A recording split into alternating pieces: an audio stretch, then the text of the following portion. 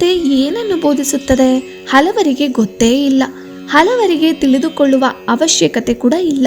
ಹಲವರಿಗೆ ಗೀತೆ ಕೇವಲ ಮನುವಾದಿಗಳಿಗಷ್ಟೇ ಸೀಮಿತ. ಹಲವರಿಗೆ ಗೀತೆ ವಿವಾದ. ಕೆಲವರಿಗೆ ಸಂಸ್ಕೃತ ಬರುವುದಿಲ್ಲ. ಕೆಲವರಿಗೆ ಅರ್ಥವಾಗದ ಕಬ್ಬಿಣದ ಕಡಲೆ. ಹಲವರದು ಗೀತೆ ಆಧ್ಯಾತ್ಮದ ಬಗ್ಗೆ ಆಸಕ್ತಿ ಇರುವವರಿಗೆ ಮಾತ್ರ ಎಂಬ ಭಾವನೆ. ಹಾಗಾಗಿ ಗೀತೆಗೆ ಇಂದಿಗೂ ಜನಮನ್ನಣೆ ಸಿಕ್ಕಿಲ್ಲ. ಗೀತೆಯನ್ನು ಆಳವಾಗಿ ಅಧ್ಯಯನ ಮಾಡುವವರಿಲ್ಲ. ಸಕಲ ಶಾಸ್ತ್ರದ ಸಾರವಾಗಿರುವ ಗೀತೆ ಇಂದಿಗೂ ಹಲವರಿಗೆ ಅಸ್ಪೃಶ್ಯ. ಗೀತೆ ಕೇವಲ ಆಧ್ಯಾತ್ಮಕ್ಕಷ್ಟೇ ಸೀಮಿತವೇ? ಖಂಡಿತ ಅಲ್ಲ. ಬದುಕಿನ ಎಲ್ಲ ವಿಷಯಗಳನ್ನು ಒಳಗೊಂಡಿರುವ ಗೀತೆ ಒಂದು ಆಚಾರ ಸಂಹಿತೆ. ಮನುಷ್ಯನ ಬದುಕು ಹೇಗಿರಬೇಕೆಂದು ತಿಳಿಸುವ ಕೈಪಿಡಿ. ಗೀತೆಯನ್ನು ಸರಿಯಾಗಿ ಓದಿ ಅರ್ಥ ಮಾಡಿಕೊಂಡು ಗೀತೆಯ ತತ್ವವನ್ನು ಬದುಕಿನಲ್ಲಿ ಅನುಸರಿಸಿದರೆ ಆ ವ್ಯಕ್ತಿಯ ಬಾಳು ಯಶಸ್ವಿಯಾಗುವುದರಲ್ಲಿ ಯಾವುದೇ ಅನುಮಾನವಿಲ್ಲ. ನಿತ್ಯ ಬದುಕಿಗೆ ಗೀತೆ ಹೇಗೆ ಅವಶ್ಯಕ? ಒಂದು ಉದಾಹರಣೆಯನ್ನು ನೋಡೋಣ. ಆಹಾರದಿಂದಲೇ ನಮ್ಮ ದೇಹಕ್ಕೆ ಶಕ್ತಿ ಸಿಗುತ್ತದೆ. ಶರೀರದ ಆರೋಗ್ಯ ಚೆನ್ನಾಗಿರಬೇಕೆಂದರೆ ಸೇವಿಸುವ ಆಹಾರವೂ ಚೆನ್ನಾಗಿರಬೇಕು. ಆಹಾರವನ್ನು ಜಾಸ್ತಿ ಅಥವಾ ಕಡಿಮೆ ಸೇವಿಸಬಾರದು. ಜಾಸ್ತಿ ಆಹಾರ ಅಥವಾ ಕಡಿಮೆ ಆಹಾರವನ್ನು ಸೇವಿಸುವುದರಿಂದ ಶರೀರದಲ್ಲಿ ಅನಾರೋಗ್ಯ ಉಂಟಾಗುತ್ತದೆ. ಇದನ್ನೇ ಭಗವದ್ಗೀತೆ 6ನೇ ಅಧ್ಯಾಯದ 16ನೇ ಶ್ಲೋಕದಲ್ಲಿ ಶ್ರೀಕೃಷ್ಣ ಅರ್ಜುನನಿಗೆ ಹೇಳುತ್ತಾನೆ.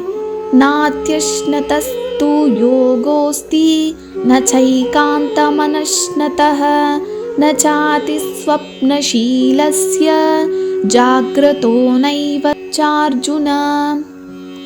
ಅಂದರೆ ಯಾರು ಜಾಸ್ತಿ ಆಹಾರವನ್ನು ಸೇವಿಸುತ್ತಾರೋ ಅವರು ತಮ್ಮ ಲಕ್ಷ್ಯದತ್ತ ಸಾಗಲಾರರು.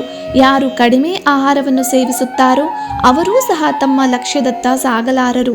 ಹಾಗಾಗಿ ಆಹಾರವನ್ನು ಸಮ ಪ್ರಮಾಣದಲ್ಲಿ ಸೇವಿಸಬೇಕು. ನಮ್ಮ ವೈದ್ಯಕೀಯ ವಿಜ್ಞಾನ ತಿಳಿಸುವುದು ಇದನ್ನೇ ತಾನೇ. ಅಪರಿಮಿತ ಆಹಾರವನ್ನು ಸೇವಿಸುವುದರಿಂದ ಅಜೀರ್ಣ, ಅಸಿಡಿಟಿ, ಬೊಜ್ಜು, ಕೊಬ್ಬು ಮುಂತಾದ ಸಮಸ್ಯೆಗಳು ಬರುತ್ತವೆ. ಅತಿ ಕಡಿಮೆ ಆಹಾರವನ್ನು ಸೇವಿಸುವುದರಿಂದ ಅಶಕ್ತತೆ, ಉದರ ಸಂಬಂಧಿ ರೋಗಗಳು, ರಕ್ತಹೀನತೆ ಮುಂತಾದ ಕಾಯಿಲೆಗಳು ಬರುತ್ತವೆ. ಹಾಗಾಗಿ ಆಹಾರವನ್ನು ಅತಿಯಾಗಿ ಸೇವಿಸಬಾರದು, ಕಡಿಮೆಯೂ ಆಗಬಾರದು. ಸಮ ಪ್ರಮಾಣದಲ್ಲಿ ಸೇವಿಸಿದಾಗಷ್ಟೇ ವ್ಯಕ್ತಿ ಆರೋಗ್ಯವಂತನಾಗಿರುತ್ತಾನೆಂಬುದನ್ನು ಭಗವಂತ ಅದೆಷ್ಟೋ ಸಾವಿರ ವರ್ಷಗಳ ಹಿಂದೆಯೇ ತಿಳಿಸಿದ್ದಾನೆ. ಹಾಗೆ ಅವಶ್ಯಕತೆ ಇದ್ದಷ್ಟೇ ನಿದ್ರೆ ಮಾಡಬೇಕೆಂದು ಶ್ರೀಕೃಷ್ಣ ತಿಳಿಸುತ್ತಾನೆ. ಜಾಸ್ತಿ ನಿದ್ರೆಯಿಂದ ಶರೀರ ಆಲಸ್ಯವನ್ನು ಹೊಂದುತ್ತದೆ. ಕಡಿಮೆ ನಿದ್ರೆಯಿಂದ ದೇಹ ಬಲಹೀನತೆಯನ್ನು ಹೊಂದುತ್ತದೆ ಎಂದು ತಿಳಿಸಿದ್ದಾನೆ. ಆದ್ದರಿಂದ ನಿದ್ರೆ ಎಷ್ಟು ಅವಶ್ಯಕತೆ ಇದೆಯೋ ಅಷ್ಟು ಸಮಯ ಮಲಗಬೇಕು. ಆರೋಗ್ಯವಂತ ವ್ಯಕ್ತಿಗೆ 6ರಿಂದ 8 ಗಂಟೆಯಷ್ಟು ನಿದ್ರೆ ಸಾಕು. ಅದಕ್ಕಿಂತ ಜಾಸ್ತಿ ಮಲಗಿದರೆ ಹಲವು ವಿವಿಧ ರೋಗಗಳು ಕಾಡಬಹುದು. ಆರೋಗ್ಯವಂತ ವ್ಯಕ್ತಿಗೆ 6ರಿಂದ 8 ಗಂಟೆಯಷ್ಟು ನಿದ್ರೆ ಸಾಕು. ಅದಕ್ಕಿಂತ ಜಾಸ್ತಿ ಮಲಗಿದರೆ ಹಲವು ವಿವಿಧ ರೋಗಗಳು ಕಾಡಬಹುದು. ಅದನ್ನೇ ಭಗವಂತ ತಿಳಿಸುತ್ತಾನೆ. ಯುಕ್ತಾಹಾರ ವಿಹಾರಸ್ಯ ಯುಕ್ತ ಚೇಷ್ಟಸ್ಯ ಕರ್ಮಸು ಯುಕ್ತ ಸ್ವಪ್ನಾವಬೋಧಸ್ಯ ಯೋಗೋ ಭವತಿ ದುಃಖಃ. ಅಂದರೆ ನಾವು ಯಾವುದನ್ನು ತಿನ್ನುತ್ತೇವೋ ಅದು ಆಹಾರ. ಆಹಾರ ಸೇವನೆಯ ನಂತರ ನಡೆಯುವುದು ವಿಹಾರ.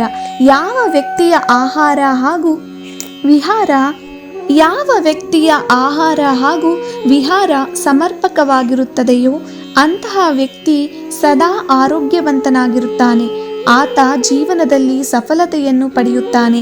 ಆಹಾರ ವಿಹಾರಗಳಲ್ಲಿ ಅಸಮತೋಲನ ಉಂಟಾದರೆ ವ್ಯಕ್ತಿ ಅನಾರೋಗ್ಯದ ಕೂಪಕ್ಕೆ ಬೀಳುತ್ತಾನೆ. ಅಸ್ವಸ್ಥ ವ್ಯಕ್ತಿ ಎಂದಿಗೂ ಸುಖವನ್ನು ಪಡೆಯಲಾರ ಎಂಬುದು ಭಗವಂತನ ಅಭಿಪ್ರಾಯವಾಗಿದೆ. ಉಂಡು 100 ಅಡಿ ತಿರುಗು ಎಂಬ ಗಾದೆ ಮಾತಿದೆ ತಾನೇ. ಊಟವಾದ ತಕ್ಷಣ ಮಲಗುವುದು ಸರಿಯಿಲ್ಲವೆಂದು ಆಧುನಿಕ ವಿಜ್ಞಾನವು ಪ್ರತಿಪಾದಿಸುತ್ತದೆ. ಆದರೆ ಗೀತೆಯಲ್ಲಿ ಆಹಾರ ವಿಹಾರಗಳ ಕಲ್ಪನೆ ಸಾವಿರಾರು ವರ್ಷಗಳ ಹಿಂದೆಯೇ ಭಗವಂತನಿಂದ ಹೇಳಲ್ಪಟ್ಟಿತ್ತು. ಯದಾ ವಿನಿಯತಂ ಚಿತ್ತಂ ಆತ್ಮನ್ಯೇವಾವತಿಷ್ಠತೆ ನಿಸ್ಪೃಹಃ ಸರ್ವಕಾಮೇಭ್ಯೋ ಯುಕ್ತ ಇತ್ಯುಚ್ಯತೆ ತದಾ. ಈ ಶ್ಲೋಕದ ಅನುಸಾರ ಯಾವ ವ್ಯಕ್ತಿಯ ಮನಸ್ಸು ನಿಯಂತ್ರಣದಲ್ಲಿರುತ್ತದೆಯೋ ಹಾಗೂ ಭಗವಂತನನ್ನೇ ಸ್ಮರಿಸುತ್ತಿರುತ್ತದೆಯೋ ಅಂತಹ ವ್ಯಕ್ತಿ ಭೋಗ ಸುಖ ದುಃಖಗಳಿಂದ ವಿಮುಖನಾಗುತ್ತಾನೆ. ಇಂತಹ ವ್ಯಕ್ತಿಗಳು ಜೀವನದ ಪ್ರತಿಯೊಂದು ಕ್ಷಣದಲ್ಲೂ ಸಮಚಿತ್ತದಿಂದಿರುತ್ತಾರೆ. ಸುಖೋಪಭೋಗಗಳ ವ್ಯಾಮೋಹ ದೂರವಾಗಿರುತ್ತದೆ. ಹಾಗಾಗಿ ನಾವೂ ಸಹ ನಮ್ಮ ಮನಸ್ಸನ್ನು ನಿಯಂತ್ರಣದಲ್ಲಿಡಲು ಯತ್ನಿಸಬೇಕು. ಧ್ಯಾನ ಹಾಗೂ ಯೋಗಗಳಿಂದ ಮನಸ್ಸಿನ ನಿಯಂತ್ರಣವನ್ನು ಸಾಧಿಸಬಹುದು. ಆದ್ದರಿಂದ ಪ್ರತಿದಿನ ಮುಂಜಾನೆ ಅಥವಾ ಸಾಯಂಕಾಲ ಧ್ಯಾನವನ್ನು ಮಾಡಬೇಕು. ಇದರಿಂದ ಮನಃಶಾಂತಿ ಸಿಗುತ್ತದೆ. ಹೀಗೆ ಭಗವದ್ಗೀತೆ ಕೇವಲ ಆಧ್ಯಾತ್ಮಕ್ಕಷ್ಟೇ ಸೀಮಿತವಲ್ಲ, ಮನುಷ್ಯನ ಶಾರೀರಿಕ ಹಾಗೂ ಮಾನಸಿಕ ಆರೋಗ್ಯಕ್ಕೂ ಸಹಕಾರಿ. ಭಗವದ್ಗೀತೆಯ ತತ್ವಗಳನ್ನು ಓದಿ ಅರ್ಥ ಮಾಡಿಕೊಂಡು ಬದುಕಿನಲ್ಲಿ ಅಳವಡಿಸಿಕೊಳ್ಳಬೇಕಾದದ್ದು ಸನಾತನ ಧರ್ಮೀಯರಾದ ನಮ್ಮ ಆದ್ಯ ಕರ್ತವ್ಯ.